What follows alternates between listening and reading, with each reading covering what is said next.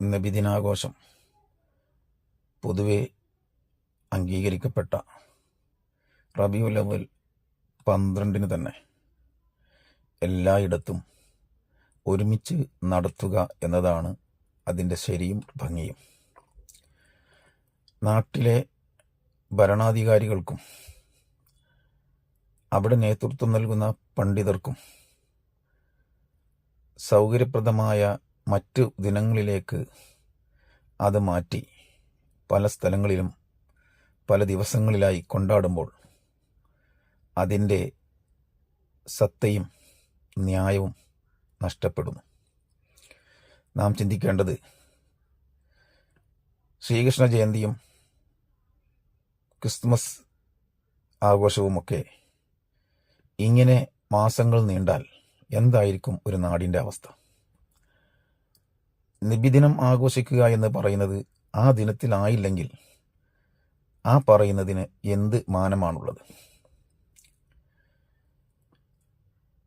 ഇത് മുസ്ലിം ഉമ്മത്ത് ശരിക്കും മനസ്സിലാക്കിയിരിക്കേണ്ട കാര്യമാണ്. പരിധി വിട്ടുകഴിഞ്ഞാൽ ഇതെല്ലാം പൂർണ്ണമായും തടയപ്പെടുന്ന അവസ്ഥയിലേക്ക് നാം തന്നെ ഇത്തരം സംഗതികളെ കൊണ്ടെത്തിക്കും എന്നതിൽ സംശയമില്ല. ഒരു നിയമം എതിരായി വരുന്നതിൻ്റെ മുമ്പ് അത് വരാതിരിക്കുന്നതിലാണ് നാം ശ്രദ്ധിക്കേണ്ടത്. ന്യായീകരിക്കുന്നവർക്ക് എല്ലാം ന്യായീകരിക്കാം. പിശാചിനും അവൻ്റേതായ ന്യായീകരണമുണ്ട് ആദമിന് സുജൂദ് ചെയ്യാതിരിക്കുന്നതിൽ. പക്ഷേ അത് അവനെയും ആദമിനെയും സൃഷ്ടിച്ച അള്ളാഹു അംഗീകരിക്കുന്ന കാര്യമല്ല. ഈ അവസ്ഥ നബിദിന ആഘോഷത്തിലും നാം ശ്രദ്ധിക്കണം.